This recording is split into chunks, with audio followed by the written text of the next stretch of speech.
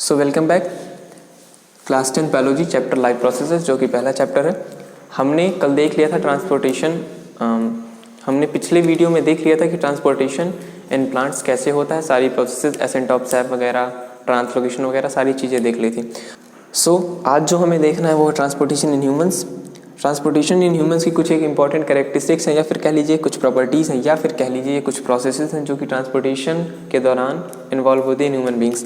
तो पहला जो प्रोसेस है वो है डिस्ट्रीब्यूशन ऑफ O2। ट्रांसपोर्टेशन किस तरह से होता है ह्यूमंस में, वो ये चीज़ें वो लिखी हुई हैं। पहला चीज़ होता है डिस्ट्रीब्यूशन ऑफ O2 का डिस्ट्रीब्यूशन सेल्स के अंदर होगा। सारे बॉडी में जितने भी O2 हैं उन सब में होगा, सारे बॉडी पार्ट्स में होगा। तो उसके लिए भी ट्रांसपोर्टेशन की ज़रूरत है। ट्रांसपोर्टेशन हो रहा है O2 का। फिर रिमूवल ऑफ CO2। अब O2 गई, O2 के बाद ग्लूकोज का ब्रेकडाउन हुआ। फिर इसके बाद हमने शुरू में जो फोटोसिंथेसिस के टाइम पर रिएक्शन देखी थी, उसमें हमें साफ साफ पता चल रहा था कि CO2 भी निकल रहा है, पानी भी निकल रहा है, एनर्जी भी निकल रही है।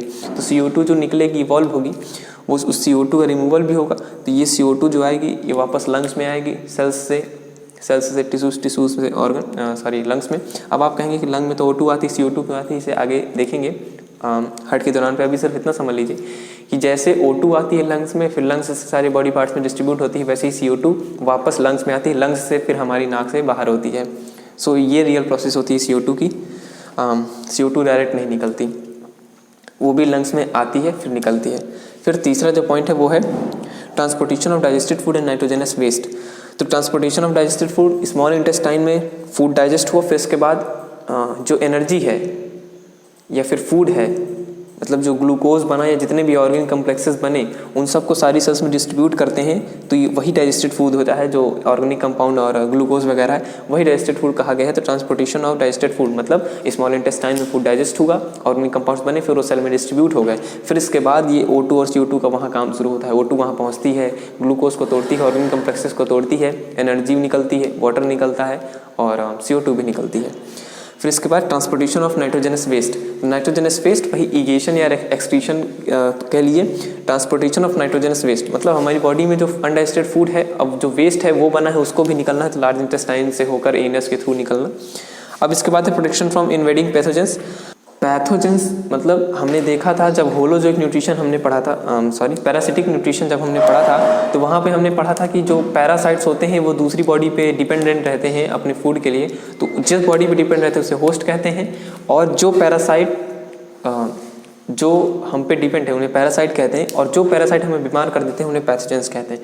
तो ये पैथोजेंस के खिलाफ प्रोटेक्शन, क्योंकि अगर एक पैथोजन ने हमें बीमार कर दिया तो जब हम दवाई लेते हैं या फिर जो हमारे अंदर एंटीबॉडीज़ है, तो उनका भी ट्रांसपोर्टेशन होगा उन ऑर्गन्स पे जहाँ पे सबसे पहले इन्वेड किया गया है, हमला किया गया है थ्रू पैथोजेंस के द्वारा।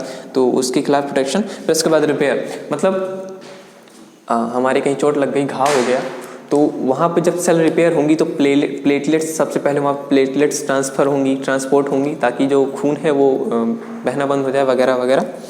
फिर इसके बाद वहाँ पे न्यूट्रिशन, दवाइयों का असर वगैरह वगैरह सब चीज़ ट्रांसपोर्ट होगी, तो उसका भी ट्रांसपोर्टेशन यहाँ पे इन्वॉल्व है। सो हमने ये बेसिक कैरेक्टरिस्टिक देख ली। अब जो हमारा पहला इस जो ट्रांसपोर्टेशन इन ह्यूमन का सबसे मेन पार्ट है वो है ह्यूमन सर्कुलेटरी सिस्टम, मतलब ब्लड का ट्रांसपोर्टेशन। और ब्लड अपने साथ O2 ले भी जाएगा और CO2 वापस भी लाएगा। ब्लड ही अपने साथ CO2 वापस लाता है ताकि हम CO2 छोड़ते हो, ब्लड ही अपने साथ O2 ले जाता है ताकि हमारा जो ग्लूकोज है ऑर्गेनिक कम्प्लेक्स है वो टूट के एनर्जी में ट्रांसफर हो जाए। सो देख लेते हैं एक-एक करके। हमने जो बेसिक प्रॉपर्टीज़ थी ट्रांसपोर्टेशन में, जो प्रोसेसेस थी इन ह्यूमन बींग्स, वो किस किस के बीच होती हैं, कहाँ कहाँ होती हैं, हमने देख लिया था कि ब्लड कहाँ कहाँ जा रहा है और ऑक्सीजन कहाँ कहाँ जा रही है वगैरह वगैरह। ट्रांसपोर्टेशन ऑफ फूड हमने जो 5 प्रॉपर्टीज़ देखी थी, 4-5 वो देख ली थी। अब हमें जो देखना ह्यूमन सर्कुलेटरी सिस्टम, जो कि हार्ट है। हार्ट बेसिकली हमारे NCERT में केवल हार्ट की फंक्शनिंग दी हुई है, और हार्ट की फंक्शनिंग हम बहुत ही सिंपल तरीके से समझेंगे। ब्लड देख लेते हैं हमारी बॉडी में कहाँ से डीऑक्सीनेटेड आता है, कहाँ से ऑक्सीनेट होकर हार्ट कैसे पंप करता है वगैरह वगैरह ब्लड। तो ये जो राइट एट्रियम या ऑरिकल है, यहाँ से ब्लड इंटर करता है, देन इसके बाद इन वेल्व्स से होकर राइट वेंट्रिकल में जाता है डीऑक्सीनेटेड ब्लड हमारा। फिर इसके बाद डीऑक्सीनेटेड ब्लड यहाँ से वापस गया, ये राइट एट्रियम है, राइट वेंट्रिकल है। फिर डीऑक्सीनेटेड ब्लड यहाँ से गया। ये जो पाइप गया हुआ है इसे कहते हैं लेफ्ट पल्मोनरी आर्टरी। तो यहाँ से डीऑक्सीजनेटेड ब्लड गया ये इसमें लेफ्ट पल्मोनरी आर्टरी में गया, ठीक है। तो डीऑक्सीजनेटेड ब्लड अभी यहाँ से लंग्स में गया, फिर से अभी देखिएगा बॉडी से डीऑक्सीजनेटेड ब्लड आया, फिर लेफ्ट पल्मोनरी आर्टरी के थ्रू फिर लंग्स में गया, बॉडी से आया फिर लंग्स में गया, ठीक। फिर इसके बाद अब लंग में लेफ्ट पल्मोनरी आर्टरी के थ्रू चला गया। अब हमने देखा था कि लंग्स जो है ब्रोंकियोल्स उसमें खूब सारी होती है, प्राइमरी ब्रोंकियोल्स और सेकेंडरी ब्रोंकियोल्स फिर टर्सरी, हमने देखा था जो ट्री की रूट लाइक स्ट्रक्चर से। तो वो जो लंग है वहाँ पे ब्लड कैपिलरी रिच एक ऑर्गन है, वहाँ पे ब्लड ऑक्सीजन आई तो वहाँ पे जो ब्लड है वो क्या हुआ, प्योरीफाई हुआ। अब ब्लड प्योरीफाई हो गया, देन फिर वापस ये left pulmonary ventricle, left pulmonary artery और लेफ्ट पल्मोनरी वेंट्रिकल, तो वेंट्रिकल से ब्लड आया किसमें, लेफ्ट एट्रियम या फिर ऑरिकल में। लेफ्ट पल्मोनरी वीन से हमारे लेफ्ट एट्रियम या ऑरिकल में ब्लड आया, देन इसके बाद फिर इस वॉल्व से होते हुए लेफ्ट वेंट्रिकल में गया। लंग्स से प्योरीफाई होके ब्लड लेफ्ट वेंट्रिकल के थ्रू, लेफ्ट पल्मोनरी वीन्स के थ्रू लेफ्ट एट्रियम में आया, लेफ्ट एट्रियम में आया, फिर लेफ्ट वेंट्रिकल में गया। फिर इसके बाद यहाँ से होते हुए ये जो हमारी है एओर्टा है, AORTA एओर्टा है, यहाँ से ब्लड गया और पूरे बॉडी पार्ट्स से यहाँ पे डिस्ट्रीब्यूट हो गया।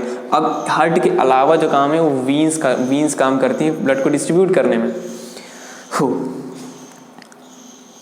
आर्टरीज क्या काम करती हैं, ब्लड को लाने का, वीन्स क्या काम करती हैं, ब्लड को डिस्ट्रीब्यूट करने का। अब एक बार कंक्लूड कर लेते हैं, जो ब्लैक वाला है ये राइट वाला हिस्सा है, जो रेड वाला है ये लेफ्ट वाला हिस्सा। तो डीऑक्सीजनेटेड ब्लड हमारी बॉडी में राइट ऑट्रियम या फिर जिसे हम राइट ऑरिकल भी कहते हैं वहाँ आया, फिर वेल्व से होकर राइट वेंट्रिकल में गया, फिर इसके बाद लेफ्ट पल्मोनरी आर्टरी, ये लेफ्ट पल्मोनरी आर्टरी है, इसके थ्रू लंग्स में गया, देन इसके बाद लंग्स में प्योरीफाई हुआ ब्लड, फिर वहाँ से लंग्स से लेफ्ट पल्मोनरी वीन्स, ये दोनों लेफ्ट पल्मोनरी वीन्स हैं, इनके थ्रू हमारे लेफ्ट एट्रियम या ऑरिकल में आया, फिर वेल्व्स से होकर लेफ्ट वेंट्रिकल में गया, फिर लेफ्ट वेंट्रिकल से एओर्टा के थ्रू एओर्टा में पहुंचा, एओर्टा के थ्रू पूरी बॉडी में डिस्ट्रीब्यूट हो गया। ये हमारी हार्ट की बिल्कुल सिंपल सी फंक्शनिंग थी, बुक में बहुत कॉम्प्लेक्स दिया है, यहाँ पे हमें सिंपल तरीके से समझ लेना। देन यहाँ पे दो चीज़ें और हैं, एक है इंटरवेंट्रिकुलर सेप्टम और एक है इंटर ऑरिकुलर सेप्टम। तो ऑरिकुलर से हमें पता, ऑरिकुलर में ऑरिकल वर्ड आ रहा है, ऑरिकल मीन्स होता है एट्रियम, तो हमें समझ लेना है दो एट्रियम या ऑरिकल्स के बीच की जो वॉल है, यहाँ पे वॉल भी प्रेजेंट होगी, ये वाला हिस्सा, ये पूरी वॉल है। तो दो ऑरिकल्स के बीच की जो वॉल है उसे इंटर ऑरिकुलर सेप्टम कहते हैं। ऑरिकुलर में ऑरिकल वर्ड आ रहा है, ऑरिकल को ही एट्रियम कहते हैं। तो दो ऑरिकल या फिर एट्रियम के बीच में जो वॉल होती है उसे इंटर ऑरिकुलर सेप्टम कहते हैं। और ये जो दो वेंट्रिकल के बीच में सेप्टम आती है, वॉल आती है, उसे कहते हैं interventricular septum. Interventricular septum, septum की स्पेलिंग होती है SEPTUM। ये हमारी हार्ट की बिल्कुल सिंपल फंक्शनिंग थी, और कुछ बेसिक टर्म्स थे जो हमारे एग्जाम में पूछे जाते हैं। इसके अलावा कई सारे टर्म्स दिए हुए हैं जो बोर्ड्स में तो बिल्कुल नहीं पूछे जाते। अभी हमको दो चीज़ें और देखनी है, पल्मोनरी सर्कुलेशन और सिस्टमिक सर्कुलेशन। हमने देखा ब्लड एक यहाँ से एक दूसरे कहीं आ रहा है, कहीं जा रहा है, तो एक तरह से ब्लड सर्कुलेट ही हो रहा है। तो जो सर्कुलेट हो रहा है ब्लड, तो उसमें दो तरह का सर्कुलेशन हमने देखा, एक पल्मोनरी सर्कुलेशन और सिस्टमैटिक सर्कुलेशन। पल्मोनरी सर्कुलेशन क्या होता है, जब ये ब्लड लेफ्ट पल्मोनरी आर्टरीज के थ्रू, लेफ्ट पल्मोनरी आर्टरी के थ्रू लंग्स में गया, लंग्स में जो ब्लड प्योरीफाई होके वापस आ रहा है लेफ्ट पल्मोनरी वीन्स के थ्रू, लेफ्ट पल्मोनरी वीन्स के थ्रू जो ब्लड वापस आ रहा है लंग्स में जाके, लंग्स में डीऑक्सीजनेटेड ब्लड गया लेफ्ट पल्मोनरी आर्टरी के थ्रू, फिर लेफ्ट पल्मोनरी वीन्स के थ्रू आ रहा है ब्लड, किसमें, लेफ्ट ऑट्रियम या ऑरिकल में, तो इसे हम पल्मोनरी सर्कुलेशन कहेंगे। मतलब डीऑक्सीजनेटेड ब्लड का जो ऑक्सीजनेशन होता है, जब डीऑक्सीजनेटेड ब्लड ऑक्सीजनेटेड हो जाता है तो उस प्रोसेस में जितना भी सर्कुलेशन इन्वॉल्व है उसे हम पल्मोनरी सर्कुलेशन कहते हैं। और अब जब ब्लड प्योरीफाई हो गया है लेफ्ट वेंट्रिकल से, फिर एओर्टा के थ्रू होते हुए पूरी बॉडी में डिस्ट्रीब्यूट हो रहा है, इसे हम सिस्टमिक सर्कुलेशन कहते हैं। मतलब ऑक्सीजनेटेड ब्लड जब आ चुका है हार्ट में, हार्ट से फिर पंप हो गए एओर्टा के थ्रू पूरी बॉडी पार्ट में, उसे सिस्टमिक सर्कुलेशन कहते हैं। मतलब ऑक्सीजनेटेड ब्लड का सर्कुलेशन पूरी बॉडी में, ऑक्सीजनेटेड ब्लड का डिस्ट्रीब्यूशन पूरी बॉडी में सिस्टमिक सर्कुलेशन कहलाता है। ये हार्ट की सारी प्रॉपर्टीज़ थी, सारे पार्ट्स थे और कुछ बेसिक टर्म्स थे जो हमारे लिए जानना ज़रूरी था। इसके बाद रिफ्रेशर में बहुत फालतू के टर्म्स दिए हुए हैं जिनका हमारे लिए बेसिक टर्म्स के अलावा यूज़ नहीं है। सो ये थी पूरी हार्ट की फंक्शनिंग। देखते हैं अगला टॉपिक।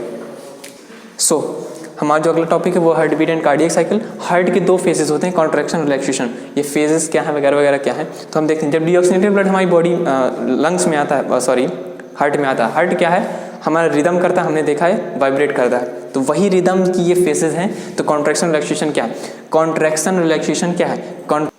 जब हमारी बॉडी में लंग्स में डीऑक्सीजनेटेड ब्लड आया तब तो कोई हार्ट को कोई दिक्कत वाली बात नहीं, ब्लड आ रहा है सिर्फ, उसको कोई जोर लगाने की ज़रूरत वगैरह नहीं है, आर्टरीज के थ्रू मतलब जो कैपिलरीज हैं वगैरह वगैरह सब उनसे आ रहा है, तो जोर लगाने की ज़रूरत है। तो ये रिलैक्सेशन है। तो डीऑक्सीजनेटेड ब्लड आया तो उस फेज को जब तक जो हार्ट है रिलैक्स हो रहा है, हरकत नहीं कर रहा है, उसे रिलैक्सेशन कहेंगे। फिर इसके बाद जब ऑक्सीजनेटेड ब्लड हमारे लेफ्ट वेंट्रिकल में आ गया, फिर एओर्टा के थ्रू पूरी बॉडी में डिस्ट्रीब्यूट हो रहा होगा, तो हार्ट ऐसे दबेगा, ब्लड उसमें भरा हुआ ब्लड को ऊपर की तरफ, एओर्टा ऊपर की तरफ जाता है, फिर भले बॉडी पार्ट्स नीचे हों ऊपर हों, ब्रेन में जा रहा, ब्रेन तो ऊपर ही है लेकिन पैर हैं या हार्ट से नीचे वाले हिस्से हैं तो वहाँ नीचे भले जा रहा है लेकिन पहले तो ऊपर जा रहा है, एओर्टा ही ऊपर है, ऐसे जा रहा था हमने देखा। तो जो हार्ट है वो ऐसे ऐसे दबेगा, हार्ट कॉन्ट्रैक्ट करेगा, सिकुड़ेगा तो ब्लड को प्रेशर देगा ऊपर जाने के लिए, एओर्टा के थ्रू पूरी बॉडी में डिस्ट्रीब्यूट होने के लिए। तो ये कॉन्ट्रैक्शन फेज होगा जब हार्ट सिकुड़ रहा है, रिलैक्सेशन फेज। फिर इसके बाद जब एक बार पंप कर देगा, ब्लड चला गया, फिर डीऑक्सीजनेटेड ब्लड आएगा, तो इसे कॉन्ट्रैक्शन रिलैक्सेशन कहेंगे। तो इसी तरह कॉन्ट्रैक्शन रिलैक्सेशन फेज होते रहेंगे। अब कॉन्ट्रैक्शन फेज को सिस्टोल कहते हैं, ध्यान रखिएगा, कॉन्ट्रैक्शन फेज को सिस्टोल कहते हैं, रिलैक्सेशन फेज को डायस्टोल कहते हैं। कॉन्ट्रैक्शन फेज को सिस्टोल, रिलैक्सेशन फेज को डायस्टोल। फिर अब इसके बाद ये सिस्टोल डायस्टोल जो चलते रहते हैं बारी बारी, उन्हें हम कहते हैं कार्डियक साइकिल। इस साइकिल को सिस्टोल डायस्टोल उसे हम कहते हैं कार्डियक साइकिल इसी कहते हैं। कॉन्ट्रैक्शन रिलैक्सेशन इसी कार्डियक साइकिल कहते हैं। तो जो कार्डियक साइकिल है, एक सिस्टोल डायस्टोल को कार्डियक साइकिल कहेंगे, एक बार सिस्टोल एक बार डायस्टोल, उसे कार्डियक साइकिल कहेंगे। सिस्टोल डायस्टोल कार्डियक साइकिल, एक सिस्टोल एक डायस्टोल कार्डियक साइकिल, ठीक। इसके बाद जो कार्डियक साइकिल है, इसको ये जो कार्डियक साइकिल है ये 72 बार चलती है पर मिनट। 1 मिनट यानी 60 सेकंड में 72 बार चलती है। मतलब 1 मिनट में हमारा जो हार्ट है वो 72 बार कार्डियक साइकिल कर चुका है। मतलब 72 बार सिस्टोल, 72 बार डायस्टोल, सिस्टोल डायस्टोल, ठीक। तो अभी ये मैंने 0.8 सेकंड लिखा हुआ, ये क्या है? एक सिस्टोल और डायस्टोल को, एक सिस्टोल डायस्टोल यानी एक कार्डियक साइकिल को, मतलब सिस्टोल डायस्टोल एक, मतलब एक बार सिस्टोल एक बार डायस्टोल साथ में हो तो उसे हम कार्डियक साइकिल कहेंगे। तो एक कार्डियक साइकिल को कंप्लीट होने में 0.8 सेकंड लगते हैं। इस तरह से 60 सेकंड में 72 बार कार्डियक साइकिल हमारी कंप्लीट हो जाती है। 72 टाइम्स पर मिनट, ये एवरेज है, कम ज़्यादा भी हो जाता है। सो ये थी हमारी heartbeat and cardiac cycle. अब जो हमारा अगला टॉपिक है वो है ब्लड प्रेशर। सो जो हमारा अगला टॉपिक है वो है blood pressure and hypertension. Blood pressure क्या है? हार्ट की वॉल्स पे जो प्रेशर लगता है जब हार्ट कॉन्ट्रैक्ट होता है। हार्ट कॉन्ट्रैक्ट हुआ और उसने ब्लड को एओर्टा के थ्रू ऊपर की तरफ पुश किया एओर्टा में, तो वहाँ पे जो ब्लड प्रेशर लग रहा है हार्ट की वॉल्स, उसे ब्लड प्रेशर कहते हैं। कॉन्ट्रैक्शन के टाइम पे लेफ्ट वेंट्रिकल से जो ब्लड ऊपर की तरफ भेजा जा रहा है, तो उसकी वजह से जो हार्ट पे प्रेशर लग रहा है उसे ब्लड प्रेशर कहते हैं। ब्लड जो प्रेशर लगा रहा है उसे ब्लड प्रेशर कहेंगे। हार्ट की वॉल पे जो ब्लड प्रेशर लगा रहा है उसे ब्लड प्रेशर कहेंगे। कब? कॉन्ट्रैक्शन के टाइम पे। जब कॉन्ट्रैक्शन मतलब जब जो ब्लड है वो लेफ्ट वेंट्रिकल ऊपर की तरफ एओर्टा के थ्रू ब्लड को भेज रहा होगा। बेसिकली हार्ट की वॉल्स के अलावा जो ब्लड की वेसल्स होती हैं, मतलब वेसल्स मतलब बर्तन होते हैं, तो जो जितने भी वेसल्स मतलब जितनी भी वीन्स कैपिलरीज हमारी बॉडी में उनमें ब्लड भरा होता है तो ब्लड उन्हीं के थ्रू जाएगा। तो हार्ट जब पंप कर रहा है ब्लड तो उन पर कुछ प्रेशर पड़ेगा। हार्ट की वॉल्स के अलावा उनमें वीन्स में जितने भी ब्लड वेसल्स हैं, मतलब ब्लड कैरी करने वाली चीज़ें जो हमारी बॉडी वेसल्स मतलब बर्तन, तो ब्लड को कैरी करने वाली जितनी भी चीज़ें उनमें जो प्रेशर लगेगा उसे ब्लड प्रेशर कहेंगे। तो ब्लड प्रेशर क्या है? कॉन्ट्रैक्शन के टाइम पे जब हार्ट ने ब्लड को पंप किया तो उस टाइम पे जो हार्ट की वॉल पे और जितनी ब्लड वेसल्स है हमारी बॉडी में उन पे जो प्रेशर लग रहा है उसे ब्लड प्रेशर कहते हैं। अब इसमें दो तरह के प्रेशर है, सिस्टोलिक प्रेशर और डायस्टोलिक प्रेशर। सिस्टोलिक प्रेशर क्या है? ये 120 nm करके होता है और ये 80 nm करके होता है। तो देख लेते हैं सिस्टोलिक प्रेशर और डायस्टोलिक प्रेशर क्या है। सिस्टोलिक प्रेशर क्या है? सिस्टोलिक प्रेशर में जब हार्ट पंप कर रहा है ब्लड को, मतलब हार्ट जो है ब्लड को पंप कर रहा है, बाहर की तरफ भेज रहा है, उस टाइम पे जो प्रेशर लग रहा है उसे सिस्टोलिक प्रेशर कहेंगे। मतलब वो जो प्रेशर लगा रहा है हार्ट उसे सिस्टोलिक प्रेशर कहेंगे। और वो इससे हाई हमने देखा 120 mm, ठीक, हाई हुई। डायस्टोलिक प्रेशर क्या है? जब हमारी बॉडी में डीऑक्सीनेटेड ब्लड आ रहा है तो उस टाइम पे जो वीन्स पे ब्लड वेसल्स पे, भाई ब्लड वेसल्स ही तब भी इस्तेमाल होंगी जब डीऑक्सीनेटेड ब्लड हार्ट में ला रहा होगा, तो उस टाइम पे हार्ट की वॉल्स पे और ब्लड वेसल्स पे जो प्रेशर लगता है उसे वो डायस्टोलिक प्रेशर होता है और 80 mm का होता है। और जब ब्लड पंप किया जाता है बाहर की तरफ एओर्टा के थ्रू हार्ट से, तो वो सिस्टोलिक प्रेशर होता है 120 mm। देखा 40 mm इससे हाइयर है। डायस्टोलिक प्रेशर से सिस्टोलिक प्रेशर 120 mm हाई है। साफ बात है, इससे लर्न करने में आसानी होगी। सिस्टोलिक प्रेशर भाई जब कॉन्ट्रैक्शन होगा हार्ट पंप को ब्लड को पंप करेगा तो वहाँ पे प्रेशर ज़्यादा होना चाहिए, तो वो सिस्टोलिक प्रेशर और डायस्टोलिक प्रेशर। तो ये दोनों हम भी कवर कर लिया। अब इसके बाद आता है स्फिग्मोमैनोमीटर।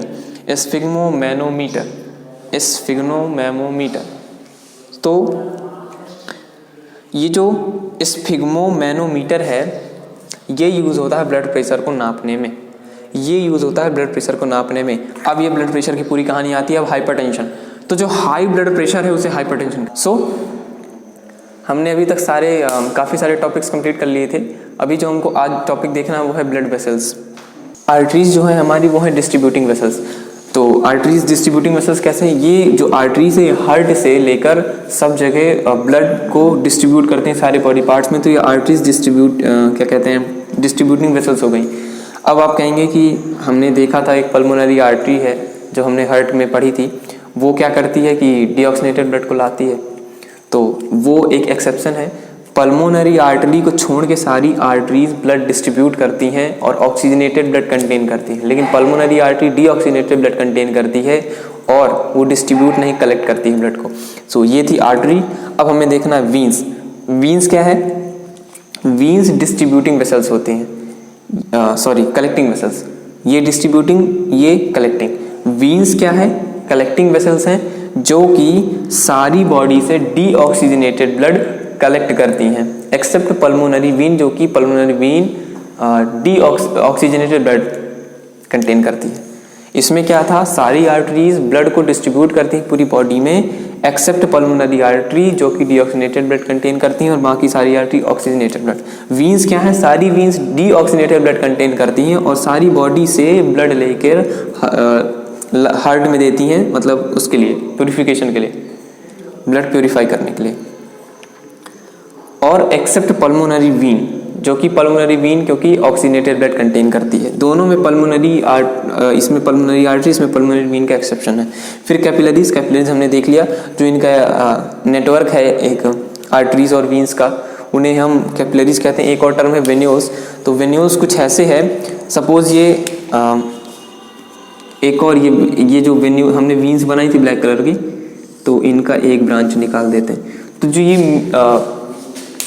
मेन वीन है तो ये वीन हो गई, मेन नस हम जिसे कहते हैं, तो ये मेन हो गई। फिर इसके बाद जो इसकी सेकेंडरी ब्रांचेस हैं, प्राइमरी ब्रांच हो गई। फिर इसकी जो सेकेंडरी ब्रांचेस हैं, तो हमने इसकी सेकेंडरी ब्रांच को कह दिया इसको वीन्स कह दिया, सेकेंडरी ब्रांच को हमने कह दिया वेन्यूल्स। तो ये है वेन्यूल्स, ये जो सेकेंडरी ब्रांच है। फिर बाद में जब ये टर्सरी ब्रांच में आ गए तो फिर ये कैपिलरीज हो गई। सो ये थी हमारी पूरी ब्लड वेसल्स की कहानी, आर्टरीज, वीन्स और कैपिलरीज। अब इनका हल्का सा डिफरेंस देख लेते हैं, क्या है छोटे छोटे डिफरेंस। एक चीज़ और जो रह गई वो, जैसे यहाँ पे हमने ये वेन्यूज़ देखा, इसी तरह एक आर्टेरियोल्स भी हैं। जैसे मान लीजिए ये एक मेन आर्टरी हो गई, ये प्राइमरी ब्रांच हो गई, जिसकी सेकेंडरी ब्रांच है वो आर्टेरियोल्स हो गई, आर्टेरियोल्स हो गई, फिर कैपिलरीज हो गई। तो ये आर्टरियोल्स और वेन्यूज सेकेंडरी ब्रांचेस। अब देखिए आज जो कॉमन सी चीज़ें जो हमने डेफिनेशंस के थ्रू, मतलब मैंने जितनी चीज़ें बताई उन्हीं में से हैं। जैसे आर्टरीज है, तो आर्टरीज क्या होंगी, थिक होंगी और इलास्टिक होंगी, क्योंकि पहले इस टॉपिक को छोड़ते हैं, पहले दूसरा जो पॉइंट है उसको देखते हैं। आर्टरीज क्या करती हैं, ब्लड को हार्ट से पूरी बॉडी में ले जाती हैं, डिस्ट्रीब्यूट कर देते हैं, तो हार्ट पंप करता है, तो मतलब हार्ट प्रेशर भी देता है। तो इन जो आर्टेरियोल्स मतलब आर्टरीज हैं, इन्हें क्या होना चाहिए, थोड़ा सा थिक होना चाहिए, इलास्टिक होना चाहिए, मजबूत होना चाहिए। तो एक पॉइंट ये मिल गया कि ये इसके जैसे डिफरेंसेस अगर हमें दिखने हैं तो क्या होंगे, arterioles oxygenated blood, veins deoxygenated blood, capillaries दोनों ऑक्सीजनेटेड और डीऑक्सीजनेटेड। कैपिलरीज में तो दोनों आ रहा है ना, ऑक्सीजनेटेड ब्लड भी फ्लो हो रहा है, डीऑक्सीजनेटेड ब्लड भी फ्लो हो रहा है, और इसमें पल्मोनरी आर्टरी का केस एक्सेप्शन, और इसमें पल्मोनरी वीन का। ठीक है, फिर इसके बाद आर्टरीज जो है ये ब्लड को हार्ट से पूरी बॉडी में डिस्ट्रीब्यूट करती हैं। वीन्स क्या करती हैं, पूरी बॉडी से हार्ट में ले जाती है, क्योंकि डीऑक्सीजनेटेड ब्लड है तो पूरी बॉडी से कलेक्ट करेंगे, उसे हार्ट में फेंक देंगे। फिर इसके बाद कैपिलरीज है, कैपिलरीज क्या करती हैं, आर्टेरियोल से वेन्यूज में फ्लो कराने का काम करती हैं ब्लड, या फिर वेन्यूज टू आर्टेरियोल्स। भाई इनका काम तो यही है ना, आर्टेरियोल से वेन्यूल, वेन्यूल से आर्टेरियोल्स, तो ये कैपिलरीज का काम हो गया। देन इसके बाद यहाँ पे ब्लड प्रेशर बहुत हाई होता है, ब्लड एकदम जर्क स्पीड से और हाई स्पीड से फ्लो करता है, क्योंकि ब्लड प्रेशर हार्ट जो होता है वो प्रेशर करता है। देन इसके बाद जो वीन्स है, वीन्स में क्या होता है, डीऑक्सीजनेटेड ब्लड पूरी बॉडी से आता है, तो बॉडी तो कोई प्रेशर लगा नहीं रही है ब्लड को फेंकने में या पहुँचाने में, तो जो वीन्स है यहाँ पे ब्लड थोड़ा फ्लो स्मूथली फ्लो होता है, यहाँ पे कोई जर्क स्पीड या हाई स्पीड नहीं होती। देन कैपिलरीज में तो बिल्कुल ही, क्योंकि कैपिलरीज एकदम छोटा छोटा पतली पतली टर्सरी ब्रांचेज हैं, तो जहाँ पे तो और प्रेशर बिल्कुल नहीं रहता है, बिल्कुल स्मूथली मूव करता है। तो ये हमारे जो चार बेसिक डिफरेंस थे, आर्टेरियोल्स, वीन्स और कैपिलरीज, हमें एक्सप्लेनेशन में ये छिपे हुए थे। तो हमने देख लिया ब्लड वेसल्स की पूरी कहानी।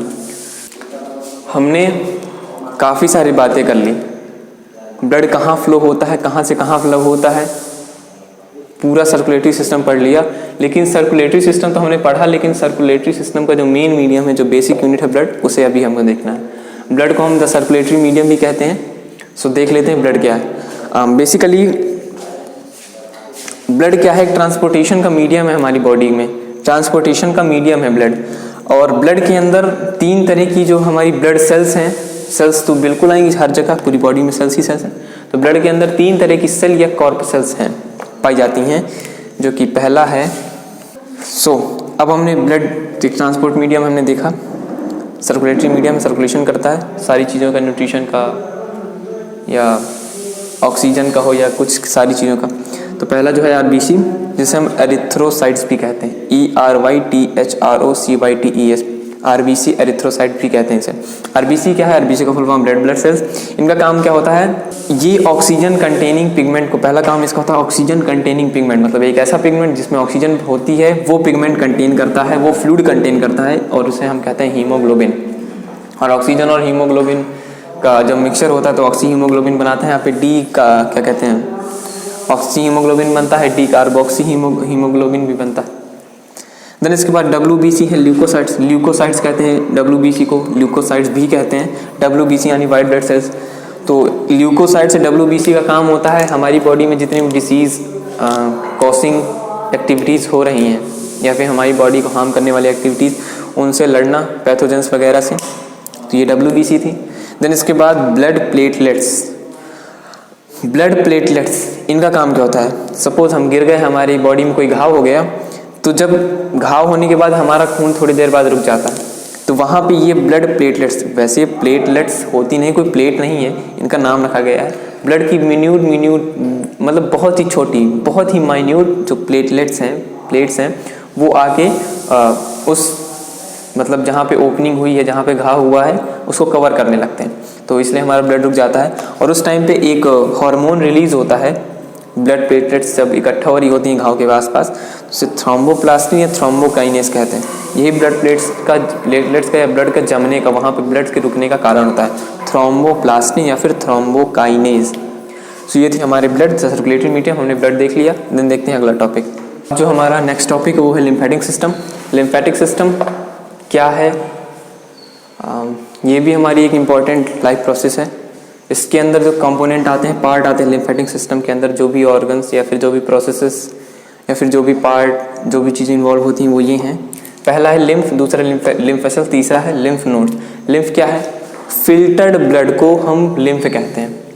फिल्टर ब्लड अभी हम देखेंगे आगे, किडनी से फिल्ट्रेशन होता है ब्लड का, तो फिल्टर ब्लड या फिर प्योर ब्लड, फिल्टर होने के बाद ब्लड प्योर ही होगा तो उसे लिम्फ कहते हैं। लिम्फ की डेफिनेशन ये है, प्योर ब्लड लिम्फ कहलाता है। इसके बाद लिम्फ वेसल्स, सॉरी यहाँ पे स्पेलिंग गलत है,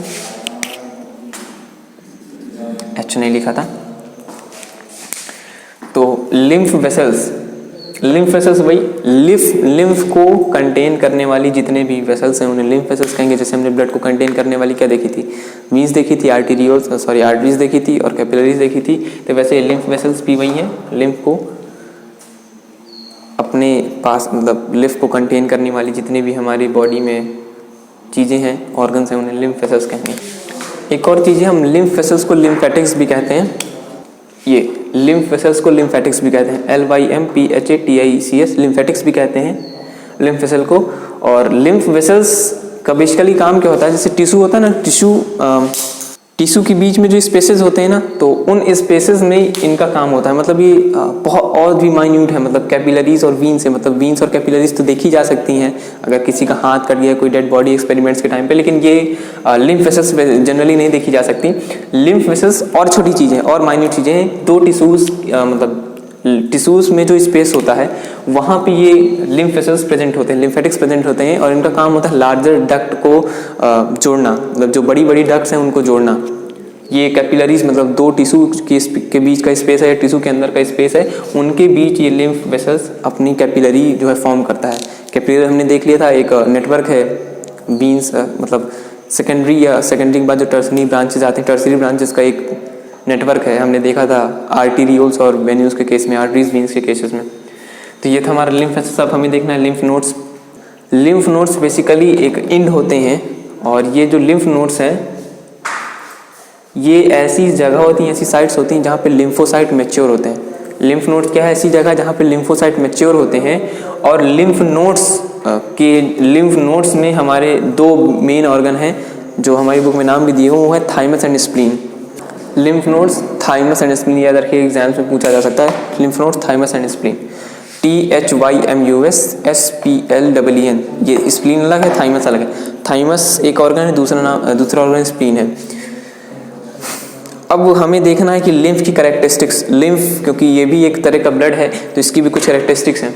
क्योंकि हमने देखा जो लिम्फ है वो एक प्योर ब्लड है, फिल्टर ब्लड है, तो इसमें वो सारी चीज़ें होंगी जो एक प्योर ब्लड को करना चाहिए, जैसे न्यूट्रिशन जो हमारी बॉडी में, पूरी बॉडी में पहुंचाना, और कार्बन डाइऑक्साइड को हमारे सारी टिश्यू से, सारे सेल्स से निकाल कर, हमारे पूरे बॉडी पार्ट से निकाल के लंग्स में फेंकना, हार्ट में फेंकना। तो और इसके बाद जितनी भी पैथोजन से उनसे लड़ना, कुछ बेसिक काम जितने भी मतलब काम हैं, अभी मैंने 3 चीज़ें बताई। पहला पैथोजन से लड़ना, दूसरा ये कि जो जितना भी डिस्ट्रीब्यूशन का काम है न्यूट्रिशन का या फिर जितने भी ऑर्गेनिक कंपाउंड्स हैं, एनर्जी का लिम्फ के थ्रू होगा। और फिर जो तीसरी चीज़ हमने देखी कि जो ऑक्सीजन है उसको तो साथ में ट्रांसपोर्ट करना ही, और इसके साथ में सेल्स से या फिर बॉडी पार्ट से, सेल से कार्बन डाइऑक्साइड को निकाल के ले जाना, वो भी लिम्फ का काम है। और ये देखिए इसमें जितने भी सारे काम हैं लिम्फ के, वो सारे ऐसे काम है जो एक प्योर ब्लड ही कर सकता है। क्या एक जो अनफिल्टर ब्लड है, डीऑक्सीनेटेड ब्लड है, उसको जो फूड है वो डिस्ट्रीब्यूट करना चाहिए, एनर्जी डिस्ट्रीब्यूट करना चाहिए। इस तरह से क्या होगा, फूड जो है वो कंटेमिनेटेड होगा, एनर्जी कंटेमिनेटेड होगी और हमारी बॉडी को नुकसान हो सकता है। ये थे हमारे लिम्फ के 3 फंक्शन जो हमने देख लिए, 3-4 फंक्शन। ये था हमारा पूरा लिम्फेटिक सिस्टम, ये भी हमने ख़त्म कर लिया। अभी हम देखेंगे एक्सक्रीटरी सिस्टम, जो मेन चीज़ है, मतलब आखिरी लाइफ प्रोसेस है, उसको देख लेते हैं एक्सक्रीटरी सिस्टम। इसकी अगर हम मोटा मोटा डेफिनेशन देखना चाहें, इसके बारे में जानना चाहें, तो वो ये है the removal of unwanted metabolic waste और सॉल्ट्स और की जगह हम एंड भी कर सकते हैं, क्योंकि यहाँ पर हमारी बॉडी से वेस्ट भी निकलते हैं और सॉल्ट्स भी निकलते हैं दोनों। इसकी डेफिनेशन अगर हम लिखना चाहें तो ऐसे लिखेंगे, the removal of unwanted waste, unwanted metabolic waste and salts from our body is known as excretion. और एक्सक्रीशन के साथ साथ एक और चीज़ जो अल्टरनेटिव में साथ ही साथ चलती है साथ में, उसे ऑस्मो रेगुलेशन कहते हैं। ऑस्मो रेगुलेशन क्या होता है? ऑस्मोटिक बैलेंस हमारी बॉडी मेंटेन करता है। मतलब एक्सक्रीशन क्या है? The process of removal of unwanted and metabolic waste and some salts from some unwanted या फिर harmful salts from our body. और जो ऑस्मो रेगुलेशन है, osmoregulation is the process which maintains osmotic balance in our body. तो osmotic balance जो है वो क्या है? ऑस्मोटिक बैलेंस का मतलब हमारी बॉडी में जो वाटर का बैलेंस है उसे मेंटेन करना, कम ज़्यादा जो भी है उसे। तो अभी जब हम पढ़ेंगे कि यूरिन फॉर्मेशन के पहले का जो टॉपिक है कि यूरिन कैसे फॉर्म होती है या फिर नेफ्रॉन कैसे काम करता है, तो वहाँ पे एक प्रोसेस है ऑस्मो रेगुलेशन, उसे हम आगे देखेंगे। तो एक्सक्रीशन की डेफिनेशन आई होप सबको क्लियर हो गई होगी। अभी जो हमको एक्सक्रीशन में पढ़ना है वो है एक्सक्रीशन इन प्लांट्स। पहला टॉपिक इन प्लांट्स है। ये कुछ 4-5 तरीक़ों से होता है। मतलब ये अपने जो पार्ट्स होते हैं, आउटर साइड के पार्ट्स होते हैं, या तो उन्हें झाड़ देते हैं या फिर उन्हें बाहर कर देते हैं। तो वैसे ही अभी हम इसमें देख लेते हैं। तो कुछ चीज़ें मैं कुछ पॉइंट यहाँ पे लिख देता हूँ, उन्हीं पॉइंट्स को डिस्कस कर लेंगे। ये कुछ 4-5 तरीके हैं जिनके थ्रू मतलब प्लांट्स जो हैं वो एक्सक्रीशन करते हैं। तो एक्सक्रीशन में पहला है ओल्ड जाइलम वेसल्स। तो ओल्ड जाइलम वेसल्स, इसमें क्या होता है? कुछ जो जाइलम हमने पढ़ा था कि ट्रांसपोर्टेशन में काम आता है प्लांट्स के, तो जो ओल्ड जाइलम वेसल्स हैं तो इसके थ्रू कैसे एक्सक्रीशन होता है प्लांट्स में? जो प्लांट्स होते हैं अपने जो कुछ वेस्ट प्रोडक्ट्स हैं उनको बाहर वाला, जो पेड़ की छाल होती है, मतलब जो बार्क होती है, तो बार्क में जो बाहरी छाल होती है उसके अंदर जस्ट अगर उस छाल को हटाएंगे तो हमें पेड़ है वो स्मूथ मिलेगा और उसमें कई सारी डार्क लाइनिंग्स मिलेंगी। और इवन बार्क में भी हमने देखा है डार्क लाइनिंग्स मिलेंगी, मतलब घुसी हुई अंदर की तरफ दबी हुई जो लाइनिंग है वो मिलेंगी। तो वो ओल्ड जाइलम वेसल्स जो होती हैं वो वहाँ पे होती हैं। ओल्ड जाइलम वेसल्स मतलब जो जाइलम वेसल्स ख़राब हो चुकी हैं, वेस्ट हो चुकी हैं, तो इन ये और कुछ वेस्ट प्रोडक्ट्स उन डार्क लाइनिंग्स में पेड़ बाहर कर देता है। देन इसके बाद ओल्ड लीव्स, जब पत्तियां पुरानी हो जाती हैं तो उन पत्तियों को झाड़ देता है। तो ये भी, क्योंकि ओल्ड लीव भी एक वेस्ट प्रोडक्ट है प्लांट्स के लिए, तो उन्हें भी झाड़ देता है। देन इसके बाद बार्क, हमने छाल देखा ही, छाल जो बाहरी छाल होती है वो वेस्ट प्रोडक्ट ही होती है, तो उसको कवरिंग के रूप में पेड़ यूज़ कर लेता है ताकि अपनी जो सॉफ्ट कवरिंग है उसको हार्ड कवरिंग में बदल सके, और उसको हार्ड कवर कर लेता है ऊपर से, ताकि जो पेड़ है हल्के फुल्के खरों से, चोट से या फिर कोई नोकीली चीज़ों से बचा रहे। बेसिकली उसका काम ये होता है कि बार्क्स को बाहर इसलिए कर देता है क्योंकि बार्क्स में अनवांटेड जो है हार्मफुल या फिर वेस्ट प्रोडक्ट होता है, इसलिए उसे बाहर कर देते हैं। इसके बाद crystals and salt glands. Crystals हमने देखा है कि प्लांट्स में क्या होता है, क्रिस्टल्स की साइंस अलग है, लेकिन अगर हम जनरल केस देखना चाहें क्रिस्टल का, तो जैसे कई सारे प्लांट्स ऐसे होते हैं कि अपने जो बॉडी से एक फ्लूइड, चिपचिपा फ्लूइड बाहर करते हैं। कुछ का कलर होता है, कुछ कलरलेस होते हैं। तो वो जो फ्लूइड है, मतलब हमने कई सारे पेड़ वगैरह में देखा होगा, तो वो जो फ्लूइड है वो क्रिस्टल ही है। मतलब क्रिस्टल तो नहीं है, वो एक लिक्विड है, कोई गोल होगा, कोई आड़े टेढ़े शेप का, लेकिन क्रिस्टल्स, ये समझिए आप कि क्रिस्टल्स में उनका जो अंदर एटॉमिक स्ट्रक्चर होगा वो क्यूब्स के फॉर्म में होगा।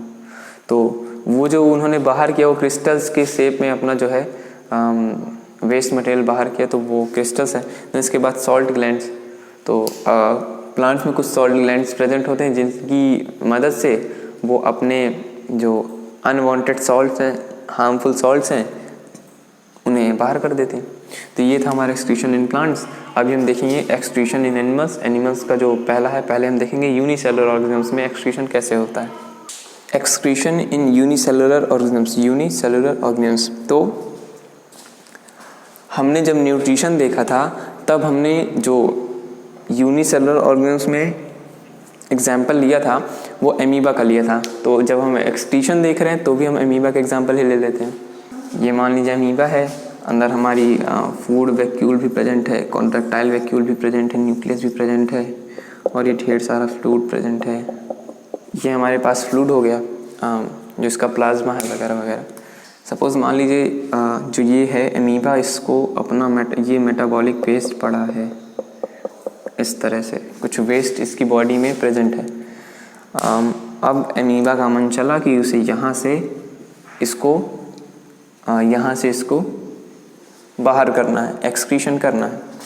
तो ये क्या करेगा, ये जो पार्टिकल्स हैं इनको यहाँ पे पहुँचा देगा, क्योंकि सेमी परमेबल मेम्ब्रेन होती है और सेमी परमेबल मेम्ब्रेन का हम जानते हैं मतलब आधी ट्रांसपेरेंट हो, मतलब जो चीज़ें हैं छोटी छोटी चीज़ें आर पार जा सके, बड़ी बड़ी चीज़ें ना जा सकें। एक परमेबल मेम्ब्रेन होती है जो पूरा आर पार, जिससे पूरी चीज़ें आर पार जा सकें। जैसे एयर है तो एयर में हम कुछ भी आर पार, फिर हम जाली ले लें तो जाली से कुछ ही चीज़ें अंदर बाहर आ सकती हैं, तो वैसा सेमी परमेबल वगैरह वगैरह। तो अब ये कुछ ऐसे हो जाएगा, अगर देखें एगीशन करने के बाद तो ये हल्का सा अपना शेप दबाएगा यहाँ पर ऐसे, और ये जो वेस्ट पार्टिकल्स हैं ये यहाँ से होकर यहाँ पे आ जाएंगे। ऐसे एगीशन इसका, एगेशन नहीं, एक्सक्रीशन इन यूनिसेलुलर ऑर्गेनिज्म हो गया। अब हमें देखना है जो सबसे मेन है एक्सक्रीशन इन, सारे एक्सक्रीशन के जो टॉपिक्स हैं उनमें एक्सक्रीशन इन मल्टी सेलुलर ऑर्गेनिज्म या फिर ह्यूमंस, हम में एक्सक्रीशन कैसे होता है। जो हमें देखना है एक्सक्रीशन इन मल्टी सेलुलर ऑर्गेनिज्म देखना है। मल्टी सेलुलर ऑर्गेनिज्म इसमें क्या होता है, किडनी का पूरा रोल होता है। किडनी आप अपनी स्क्रीन के सामने देख रहे होंगे, तो उनको जो है मैच करते रहिएगा पार्ट्स को। तो यहाँ पे जो एक्सक्रीशन होता है मल्टी सेलुलर ऑर्गेनिज्म में, वो सारा रोल किडनीज़ का होता है, 2 पेयर्स ऑफ किडनीज़ का। तो किडनीज़ में क्या होता है, किडनीज़ में रीनल आर्टरीज़, जो ब्लड है बॉडी से रीनल आर्टरीज़ के थ्रू किडनी में इंटर करता है। किडनी में जब इंटर करेगा तो रीनल आर्टरीज़ के थ्रू इंटर करेगा। देन इसके बाद किडनी के आसपास प्रेजेंट जितनी भी रीनल वीन्स हैं, उस ब्लड को, जिस ब्लड को रीनल आर्टरीज़ ने पहुंचाया है किडनी में, उनको कलेक्ट करेगी। रीनल वीन्स कलेक्ट करेंगे। देन इसके बाद रीनल वीन्स, क्योंकि हमने देखा था आर्टरीज का काम डिस्ट्रीब्यूट है, तो इसने ब्लड डिस्ट्रीब्यूट कर दिया किडनी में, और रीनल वीन्स कलेक्ट कर रहा है। कलेक्शन का काम वीन्स का ही होता था। पल्मोनरी वीन्स और पल्मोनरी आर्टरीज के केस को छोड़ देगा, तो रीनल वीन्स ने ब्लड कलेक्ट किया। देन इसके बाद उसे जो है फिल्टर किया, किडनी से उसे फिल्टर किया। किडनी से फिल्टर होने के बाद ब्लड यूरेटर्स में उतरेगा। यूरेटर से यूरिनरी ब्लैडर, यूरिनरी ब्लैडर्स थे यूरेथ्रा, और यूरेथ्रा के बाद जो है यूरिनरी ओपनिंग से वो जो हमारा मेटाबॉलिक वेस्ट है, सॉल्ट्स है, लिक्विड है, जो भी है वो निकल जाएगा, बाहर हो जाएगा। तो ये था एक्सक्रीशन इन मल्टी सेलुलर ऑर्गेनिज्म। अब हमें किडनी के अंदर भी जाना है। किडनी के अंदर जो होती है नेफ्रॉन, जैसे हमारी बॉडी की फंक्शनल यूनिट होती है सेल, वैसे ही किडनी की जो फंक्शनल यूनिट होती है वो है न्यूरॉन या नेफ्रॉन। न्यूरॉन नहीं, न्यूरॉन अलग चीज़ है, नेफ्रॉन को हम यूरिनिफेरस ट्यूब्यूल्स भी कहते हैं। अभी देखते हैं उसकी पूरी कहानी क्या है, कैसे है, वगैरह वगैरह। हमें जो देखना है वो है नेफ्रॉन। द बेसिक और fundamental unit of kidney is called nephron. Kidneys में ऐसे कई सारे नेफ्रॉन्स, करोड़ों नेफ्रॉन्स पाई जाती हैं। तो नेफ्रॉन्स को हम यूरिनिफेरस ट्यूब्यूल्स भी कहते हैं। ये नेफ्रॉन का दूसरा नाम यूरिनिफेरस ट्यूब्यूल्स। देन इसके बाद इसके कुछ पार्ट्स हैं, मतलब पार्ट्स को नाम दिए गए हैं, वो हैं पार्ट्स। तो वैसे भी नहीं होते, पार्ट्स के नाम दिए गए हैं। पार्ट्स जो भी हैं, जो भी चीज़ उनमें मौजूद हैं, पार्ट्स होते हैं, उनके नाम हैं। तो रीनल कैप्सूल पहला है, रीनल कैप्सूल, दूसरा रीनल ट्यूब्यूल। रीनल कैप्सूल का दूसरा नाम माल्फिजियन बॉडी भी है। माल्फिजियन बॉडी भी कहते हैं रीनल कैप्सूल को। रीनल कैप्सूल के अंदर का 2 पार्ट्स हैं, बाउमेंस कैप्सूल, ग्लोमेरुलस। आप जो फिगर देख रहे होंगे उसमें बाउमेंस कैप्सूल और ग्लोमेरुलस का जो एरिया है पूरा जितना है, उसको रीनल कैप्सूल कहते हैं। देन इसके बाद PCT, proximal convoluted tubule. Then इसके बाद हेनलेस लूप, फिर इसके बाद डिस्टल कन्वोल्यूटेड ट्यूब्यूल। इनका जो एरिया है, ये जो चीज़ें हैं, ये रीनल ट्यूब्यूल के अंदर आती हैं। रीनल ट्यूब्यूल पार्ट है ये, पहले रीनल कैप्सूल, फिर इसके 2 पार्ट, रीनल ट्यूब्यूल, फिर इसके 2 पार्ट। तो ये था। अभी क्या होता है कि ब्लड जो है बाउमेंस कैप्सूल में इंटर करता है, फिर ग्लोमेरुलस में, फिर पीसीटी में, फिर हेनलेस लूप में, फिर डीसीटी में। तो ब्लड ऐसे है सीरियल से करता है, मतलब मूव करता है, ट्रांसपोर्ट होता है, फिल्ट्रेशन होता है, जो भी होता है। अभी इसके जितने भी चीज़ें हैं मतलब बाउमेंस कैप्सूल का काम क्या है, ग्लोमेरुलस का काम क्या है, इन PCT, Henle's loop, DCT. Henle's loop के अंदर भी दो चीज़ें आती हैं, असेंडिंग लिम्ब और descending limb. Ascending limb, descending limb, DL, AL, DL, ascending limb, descending limb, इन सब का काम क्या है जब अभी हम पढ़ेंगे, जिसमें हम यूरिन फॉर्मेशन जो हमारा टॉपिक है उसमें अभी हम ये सारी चीज़ें कवर करेंगे कि एएल क्या है, डीएल क्या है। उसमें पूरा यूरिन फॉर्मेशन की प्रोसेस देखेंगे कैसे होता है। उसमें 4 बेसिक प्रोसेस हैं, देख लेते हैं क्या है। एक और चीज़ जो ध्यान रखने वाली है, हमारी बॉडीज़ में जो किडनीज़ का रोल है या फिर नेफ्रॉन्स का रोल कह लीजिए, क्योंकि किडनीज़ जो है नेफ्रॉन से मिलकर ही बनी होती है, तो किडनीज़ का रोल है वो ऑस्मो रेगुलेशन करना ही है। उसका काम ऑस्मो रेगुलेशन है, हमारी बॉडी में वाटर का बैलेंस करना, वाटर का और सॉल्ट्स का और जो मेटाबॉलिक वेस्ट है उनका बैलेंस करना। एक्सक्रीशन तो सारे वेस्ट को बाहर करना हो गया, तो किडनीज़ के थ्रू तो वो होता नहीं, किडनीज़ के थ्रू से ब्लड फिल्टर होता है। फिर इसके बाद जो मेटाबॉलिक वेस्ट हैं, अनवांटेड वेस्ट हैं, सॉल्ट्स हैं या फिर वाटर का बैलेंस है, वो मेंटेन होता है। तो किडनीज़ का काम ऑस्मो रेगुलेशन ज़्यादा होता है। तो ये थी किडनीज़। अभी हम देखने वाले हैं यूरिन फॉर्मेशन। यूरिन फॉर्मेशन देख लेते हैं। पहली जो प्रोसेस है यूरिन फॉर्मेशन के अंतर्गत आती है वो है अल्ट्रा फिल्ट्रेशन। अल्ट्रा फिल्ट्रेशन को हम ग्लोमेरुलस फिल्ट्रेशन भी कहते हैं, ठीक है। अल्ट्रा फिल्ट्रेशन को हम ग्लोमेरुलस फिल्ट्रेशन क्या भी कहते हैं। ग्लोमेरुलस कहाँ पे स्थित होता है हमने देख लिया। ग्लोमेरुलस एक कंजुगेटेड, एकदम कंजस्टेड जो है ब्लड कैपिलरीज का नेटवर्क होता है, ठीक है। बाउमेंस कैप्सूल के अंदर ग्लोमेरुलस जो है वो ब्लड कैपिलरीज का एकदम कंजस्टेड ब्लड कैपिलरीज का नेटवर्क होता है। हाईली जो होता है, मतलब बहुत ही घना, हाईली कंजस्टेड। तो अल्ट्रा फिल्ट्रेशन में क्या होता है, एफरेंट, ए वाला एफरेंट, इफरेंट नहीं, एफरेंट आर्टेरियोल से ब्लड एंटर करता है बाउमेंस कैप्सूल के अंदर ग्लोमेरुलस में। तो ग्लोमेरुलस में एकदम हाई प्रेशर और क्वांटिटी के साथ जो ब्लड एंटर करता है। फिर इसके बाद उन ब्लड कैपिलरीज से हल्का सा छन के ब्लड जो है, कि हाई बहुत ज़्यादा प्रेशर रहता है तो छन के एफरेंट आर्टेरियोल्स से बाहर निकलता है, मतलब ग्लोमेरुलस से छन के नेफ्रॉन में जाता है। अभी वही नेफ्रॉन का पार्ट ही है, उसके बाद जो नेक्स्ट उसकी यूनिट है उसमें जाता है। तो यहाँ पे इसे ग्लोमेरुलस फिल्ट्रेशन इसलिए कहा गया है क्योंकि ग्लोमेरुलस से ये होके जा रहा है, ग्लोमेरुलस से छन के जा रहा है ब्लड। और क्योंकि सेलेक्टिव रीअब्जॉर्प्शन, अभी सेलेक्टिव रीअब्जॉर्प्शन में क्या होता है कि दोबारा कुछ चीज़ों का रीअब्जॉर्प्शन होता है, क्योंकि कुछ चीज़ें अल्ट्रा फिल्ट्रेशन में छूट चुकी होती हैं जो कि हमारे लिए यूजफुल होती हैं और वो भी जो है फिल्टर हो चुकी होती हैं, तो उन्हें वहाँ पर दोबारा रीअब्जॉर्ब किया जाता है, इसलिए ये प्रोसेस होती है सेलेक्टिव रीअब्जॉर्प्शन। अब ये इसलिए होता है क्योंकि जो एफरेंट आर्टेरियोल के थ्रू ग्लोमेरुलस में हाई प्रेशर और क्वांटिटी के साथ जो है ब्लड एंटर करता है, तो उसकी प्रेशर की वजह से और क्वांटिटी की वजह से जो कुछ अनवांटेड चीज़ें, मतलब कुछ वांटेड चीज़ें जो हमें चाहिए बॉडी के लिए, वो भी साथ में फिल्टर होकर चली जाती हैं।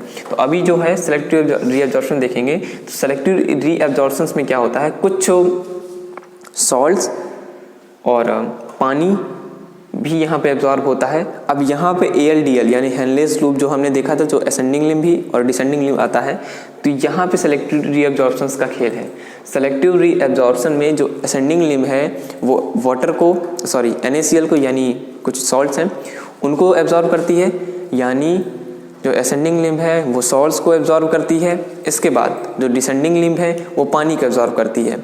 जो असेंडिंग लिम्ब है वो NaCl यानी सॉल्ट को, और ज़रूरी नहीं कि सॉल्ट NaCl है, और तरह के ऑर्गेनिक सॉल्ट्स हैं यूज़फुल, क्योंकि हार्मफुल होंगे तो हमारी बॉडी में क्यों रुकेंगे। और जो डिसेंडिंग लिम्ब है वो वाटर एब्जॉर्ब करती है। तो ये था सेलेक्टिव रीअब्जॉर्प्शन। अब सेलेक्टिव रीअब्जॉर्प्शन को हम ट्यूबुलर रीअब्जॉर्प्शन भी कहते हैं, क्योंकि ट्यूब्स में रीअब्जॉर्ब होता है जो भी है इनऑर्गेनिक चीज़ें, सॉल्ट्स है, वाटर है। तो सेलेक्टिव रीअब्जॉर्प्शन को हम ट्यूबुलर रीअब्जॉर्प्शन भी कहते हैं। अब आती है बात ट्यूबुलर सेक्रीशन। अब देखना हमें जो है वो है ट्यूबुलर सेक्रीशन। और जो बात नोटिस करने वाली ये है कि ट्यूबुलर सेक्रीशन DCT में होता है, डिस्टल कन्वोल्यूटेड ट्यूब्यूल में। इसमें क्या होता है, ट्यूबुलर सेक्रीशन में DCT यानी डिस्टल कन्वोल्यूटेड ट्यूब्यूल में क्या होता है कि जो एक्सक्रीटरी प्रोडक्ट्स हैं वो डिफ्यूज़न के थ्रू पास कर दिए जाते हैं आगे फॉरवर्ड कर दिए जाते हैं और यहाँ पे पोटेशियम और क्रिएटिनाइन, जो डिस्टल कन्वोलेटेड ट्यूब्यूल है, पोटेशियम और क्रिएटिनाइन एब्जॉर्ब कर लिए जाते हैं। तो ट्यूबुलर सेक्रीशन का काम यही है कि यहाँ पे पोटेशियम और जो क्रिएटिनाइन है वो सेक्रीट किए जाते हैं और जो डिफ्यूज़न के थ्रू जो एक्सक्रीटिव वेस्ट निकला हुआ है उसे आगे फॉरवर्ड कर दिया जाता है। देन इसके बाद जो चौथी प्रोसेस है वो है कंसंट्रेशन और ऑस्मो रेगुलेशन। कंसंट्रेशन को हम ऑस्मो रेगुलेशन ही कहते हैं, तो कंसंट्रेशन को मेंटेन करना है, फिर ऑस्मो रेगुलेशन। तो ऑस्मो रेगुलेशन अब जो मेन प्रोसेस है जिसके लिए किडनी तड़प रही थी जनों से, वो प्रोसेस आ चुकी है। तो ऑस्मो रेगुलेशन हमने देखा, तो यहाँ पे क्या होगा, जो पानी कम ज़्यादा है उसे मेंटेन करेंगे। अगर पानी ज़्यादा है तो उसे उसका एब्जॉर्प्शन, और अगर कम है तो ताकि कोई हार्म ना हो उसकी ओपनिंग को, तो वहाँ पे वाटर का जो बैलेंस है वो मेंटेन किया जाएगा। और then इसके बाद जो यूरिन फॉर्म हो चुकी है हमारी, और यूरिनरी ओपनिंग के थ्रू यूरेथ्रा से होते हुए यूरिनरी ब्लैडर, यूरिनरी ओपनिंग के थ्रू पास हो जाएगी। तो ये था हमारी यूरिन फॉर्मेशन। और यूरिन फॉर्मेशन कैसे हुए हमने देख लिया, और कैसे यूरिन बन गई देख लिया। अभी हमें कुछ यूरिन के बारे में जानना है, देख लेते हैं। जो यूरिन फॉर्म हुई है उसके बारे में थोड़ा सा नॉलेज ले लेते हैं। यूरिन एक एक्सक्रीटरी प्रोडक्ट है जो कि एवरेज ह्यूमन बॉडी से 24 घंटे में 1 से 1.5 लीटर तक निकलता है। और इसका जो पिगमेंट होता है, जो यूरिन में कलर आता है, उसका जो उसमें एक पिगमेंट प्रोड्यूस होता है जिसकी वजह से वो कलर आता है, उसका नाम है यूरोक्रोम। यूरिन में जो पिगमेंट आता है, जो कलर आता है वो इस पिगमेंट की वजह से आता है, यूरोक्रोम नाम के पिगमेंट की वजह से आता है। और जब यूरिन पास करते हैं तो उसे हम यूरिनेशन कहते हैं। तो यूरिनेशन का दूसरा नाम मिक्ट्यूरेशन भी है। यूरिनेशन का दूसरा नाम मिक्ट्यूरेशन भी है, ये मिक्ट्यूरेशन। सो ये हमारा यूरिन का काम हो गया। अब जो हमारा अगला टॉपिक है वो है हीमोडायलिसिस। तो जिनकी किडनीज डिफेक्टिव हो चुकी होती हैं, जिनकी किडनीज काम नहीं करती, तो वहाँ पे हीमोडायलिसिस का सहारा लिया जाता है आर्टिफिशियल किडनी का। तो आर्टिफिशियल किडनी उसमें क्या होता है, हीमोडायलिसिस में डायलाइज़र या फिर डायलिसिस मशीन, डायलाइज़र एक ही चीज़, उसी को डायलाइज़र कहते हैं, उसी को डायलिसिस मशीन कहते हैं। उसी को दूसरा नाम आर्टिफिशियल किडनी भी दिया जाता है क्योंकि जो काम किडनी करती है वही वो काम कर रही है। तो उसमें क्या होता है ना कि हमारी बॉडी से जो ब्लड है वो निकाला जाता है, देन इसके बाद उसमें डायलाइज़र में या फिर डायलिसिस मशीन में डालते हैं। तो इसके बाद वो ब्लड फिल्टर होता है, उसको वापस अपनी बॉडी में डाल देते हैं। तो अभी हीमोडायलिसिस में क्या होता है देख लेते हैं। हीमोडायलिसिस में क्या होता है, हमारी बॉडी से रीनल आर्टरीज, जो मेन आर्टरीज हैं, उनके थ्रू ब्लड निकाला जाता है। क्योंकि जो मेन आर्टरीज में उसी में डीऑक्सीनेटेड ब्लड होता है, अनफिल्टर्ड ब्लड, तो उस ब्लड को निकालते हैं। उस ब्लड को निकालने के बाद डायलाइज़र या फिर डायलिसिस मशीन में डालते हैं। उससे पहले ब्लड को 0 डिग्री सेल्सियस में कूल किया जाता है और ब्लड जमे ना, इसलिए हेपरिन नाम का उसमें जो सब्सटेंस है वो मिलाया जाता है। ये हेपरिन नाम का सब्सटेंस उसमें मिलाया जाता है ताकि जो ब्लड है वो जमे ना 0 डिग्री सेल्सियस में करने के बाद, या फिर हमारी बॉडी से निकलने के बाद भी ब्लड जम जाता है। फिर हमारी बॉडी में जो ब्लड नहीं जमने पाता है वो उसका कारण यही है कि हेपरिन है।